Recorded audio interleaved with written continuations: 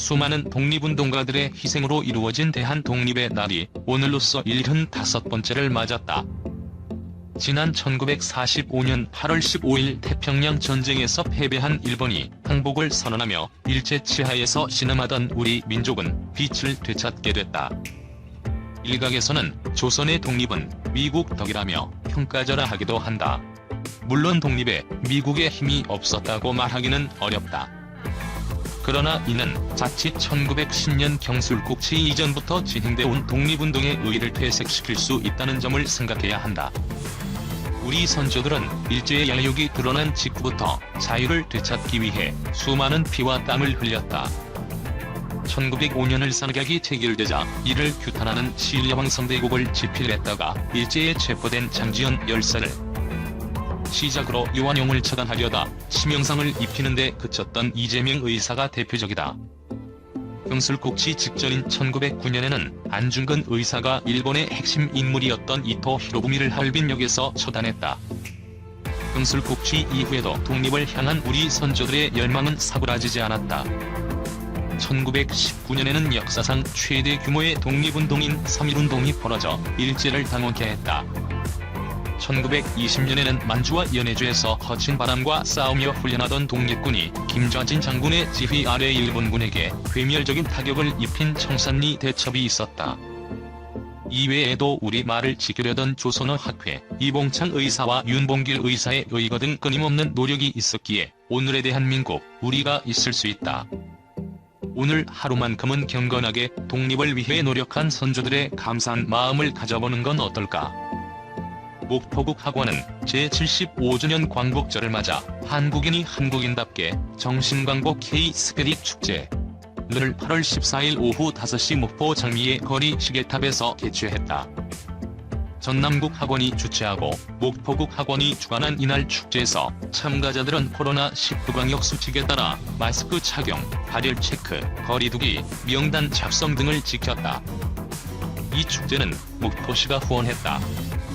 이 기념 행사는 코로나 위기를 극복하면서 보여준 단군 시대부터 이어온 한국인의 위대한 홍익 DNA를 말하는 영상을 시작으로 광복절 성명서, 홍범도 장군의 봉오동 전투와 함께 한 독립군들의 이야기, 무명 독립군 이야기, 1920년 3월 1일 다시 대한독립 만세를 외쳤던 7인의 여성 독립군의 대한이 살았다. 함께 부르기, 안중근 의사가 쓴 일본이 지은 15가지 죄, 안중근 의사의 어머니 조마리아 여사, 독립군의 아버지 나철 선생의 예언시, 민족의 큰 스승 김구 선생님의 내가 원하는 우리나라를 퍼포먼스와 영상으로 이어갔다.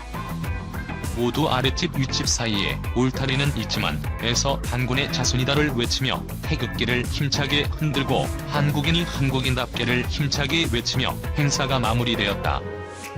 6살 아이와 함께 행사에 참가한 한 어머니는 아이한테 이런 행사를 보게 해서 의미 있는 광복절이었다 라고 말했다.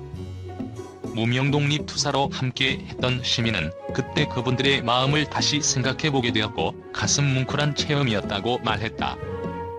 여성 독립군으로 참여한 시민은 1920년 3월 1일 감옥에서 불렀다는 대한독립 만세와 대한이 살아있다를 부르며 우리 역사가 얼마나 값진가를 체험했다 고 소감을 밝혔다. 초학생과 중학생 자녀 둘을 데리고 행사에 참여한 한 어머니는 늘 한국인인 것이 자랑스럽다고 아이들에게 이야기해주고 싶었다. 오늘 행사를 하면서 아이들과 공감하며 그 이야기를 할 수 있었다고 말했다. 한국인이 한국인답게 광복절 75주년 정신광복 K-스피릿 축제는 국학원을 주치로 목포 등 전국 17개 지역에서 실시하며 8월 15일 오후 3시에서 4시 10분까지 국학원 유튜브에서 실시간으로 방송될 예정이다. 문 대통령은 15일 오전 10시 서울 동대문 디자인 플라자에서 열린 제75주년 광복절 경축식에서 선열들은 함께하면 어떤 위기도 이겨낼 수 있다는 신념을 남겨줬다면서 코로나를 극복하는 과정에서도 함께 위기를 이겨내며 우리 자신의 역량을 다시 확인할 수 있었다고 했다. 이와 함께 거대한 자연재난이 우리의 일상을 위협하고 있다. 끝까지 재난에 맞서고 복구에 최선을 다하겠다. 반복되는 아픔을 겪지 않도록 국민 안전에 모든 역량을 기울이겠다고 약속했다. 이날 경축사의 핵심은 헌법 10조에 명시된 행복주국권이다. 문 대통령은 헌법 10조를 언급하며 개인이 나라를 위해 존재하는 것이 아니라 개인의 인간다운 삶을 보장하기 위해 존재하는 나라를 생각한다고 말했다. 이어 과연 한 사람 한 사람에게도 광복이 이루어졌는지 되돌아봐야 한다면서 대한민국은 이제 단 한 사람의 국민도 포기하지 않을 것이다. 그만큼 성장했고 그만큼 자신감을 갖고 있다고 강조했다. 문 대통령은 전쟁의 참화, 외환위기, 금융위기를 극복했다. 일본 수출 규제 위기도 국민과 함께 이겨냈다. 아무도 흔들 수 없는 나라로 도약하는 기회로 만들었다고 말했다. 앞서 지난해 광복절 경축식에서 문재인 대통령은 아무도 흔들 수 없는 나라를 다짐한다고 각오한 바 있다. 또한 국경과 지역을 봉쇄하지 않고 경제를 멈추지 않으면서 이룬 방역의 성공은 경제의 선방으로 이어지고 있다면서 정부의 확장 재정에 의한 신속한 경기 대책이 효과를 볼 수 있었다고 설명했다. 문 대통령은 포스트 코로나 시대를 준비하면서 다시 한번 도약할 것을 다짐했다. 이와 함께 한국판 뉴딜의 정신은 사람 중심의 상생이다. 격차와 불평등을 줄여나가는 것이 중요하다. 모두가 함께 잘 살아야 진정한 광복이라 할 수 있다고 덧붙였다. 일본 강제징용 피해자에 대해서는 일본 정부와 협의해왔고 지금도 협의의 문을 활짝 열어두고 있다. 언제든 일본 정부와 마주 앉을 준비가 되어 있다고 언급했다. 그러면서 한 사람의 인권을 존중하는 일본과 한국 공동의 노력이 양국 국민 간 우호와 미래 협력의 다리가 될 것이라 믿는다고 했다. 문 대통령은 진정한 광복이 평화롭고 안전한 통일 한반도에서 개개인의 꿈과 삶이 보장되는 것이라고 말했다. 이어 남북 협력이야말로 남북 모두에게 있어서 최고의 안보 정책이라고 강조했다.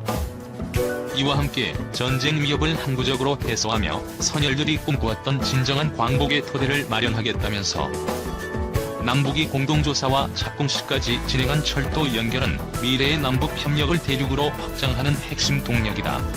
평화와 공동번영의 한반도를 향해 나아가겠다고 힘주어 말했다. 마지막으로 문 대통령은 믿음으로 개개인이 도전과 어려움을 감내하고 있다.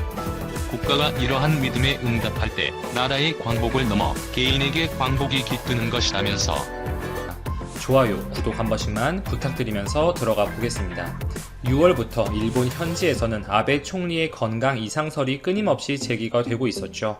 공식 기자회견을 의도적으로 회피하는 모습을 보였고 심지어 7월에는 일본 주간지 플래시의 보도에 따르면 아베 총리가 관전의 집무실에서 피를 토했다는 소식이 전해지면서 건강 이상설에 기름을 부은 상황이었습니다.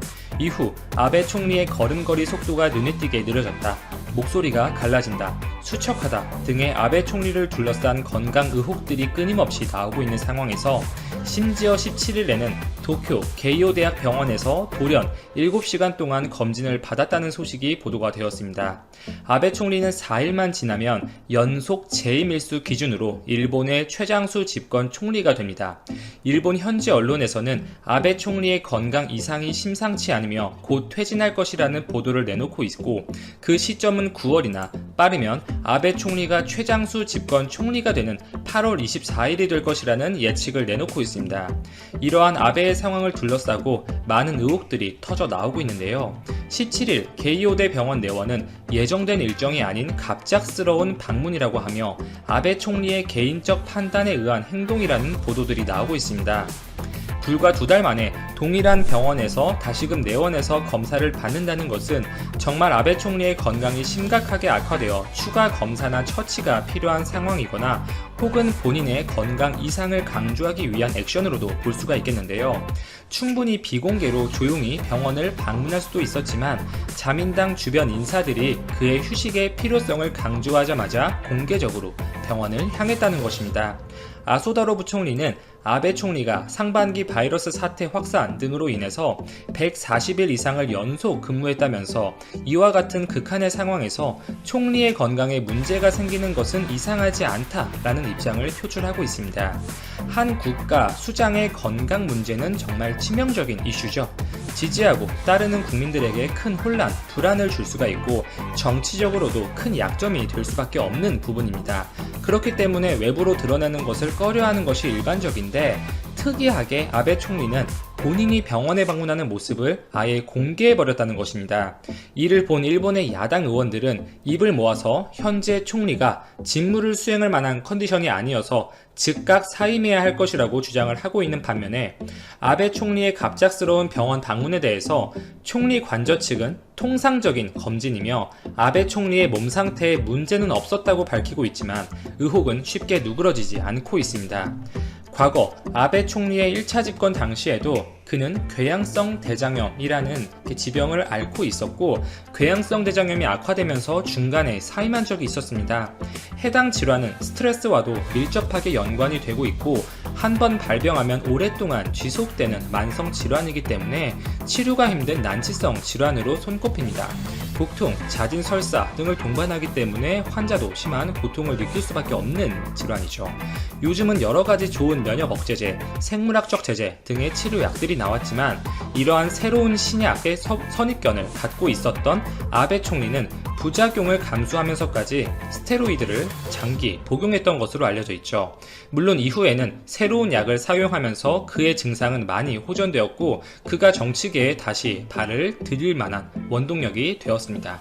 아베 총리가 이번에 피를 토했다는 내용이 정말 사실이라면 이는 가볍게 여길 문제가 아닌데요. 통상적으로 피를 토했다는 것은 의학적으로 볼 때 두 가지로 나눠서 볼 수가 있습니다.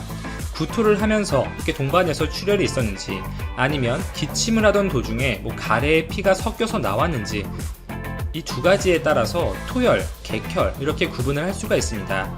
물론 객혈일 것으로 추정이 되지만 해당 증상이 있을 경우에 응급 증상으로 간주를 하고 혈액 검사, 영상학적인 검사가 반드시 필요합니다. 이렇게 객혈이 심하게 나올 경우 기관지를 막아서 정말 응급 상황이 생길 수가 있어서 응급실 내원이 필요한 상태죠. 만성 기관지염, 결핵, 기관지 확장증 등의 질병을 고려를 해야겠고 연령, 흡연력을 생각한다면 폐암의 가능성도 고려를 해야만 합니다.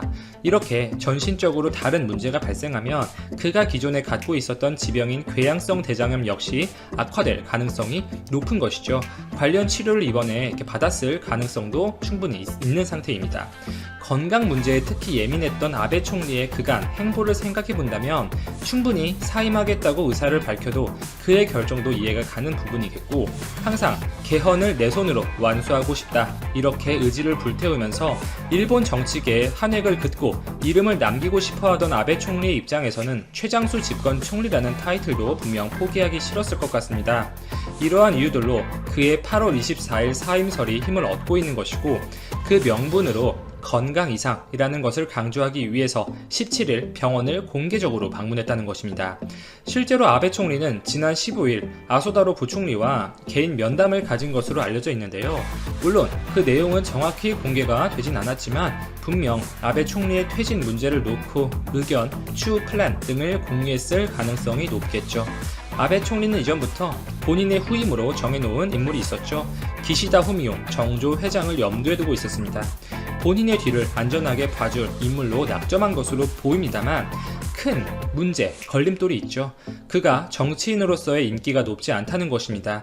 각종 여론, 지지율 조사 결과에서 5%대의 지지율에 머물고 있죠.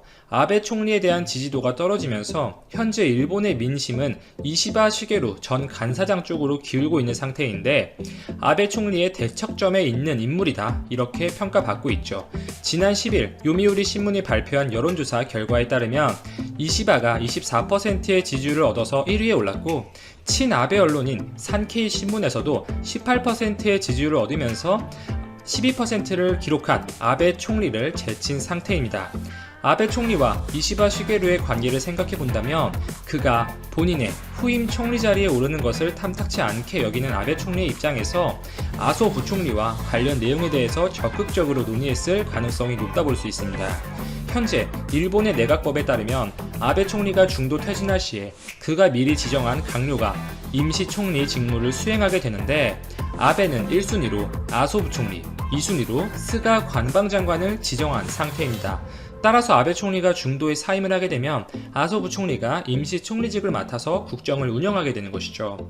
이렇게 임시 총리직을 맡았다가 국회 쇄신 등의 명목으로 중의원 해산에 나서면서 반전을 꾀할 시나리오도 있습니다.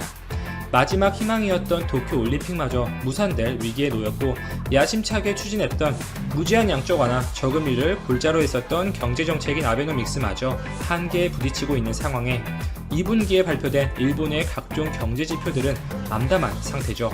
반전의 카드가 없는 상태에서 건강 이상설마저 제기된 아베 총리가 정치적으로 어떠한 마지막 선택을 내릴지 그 귀추가 주목되고 있습니다.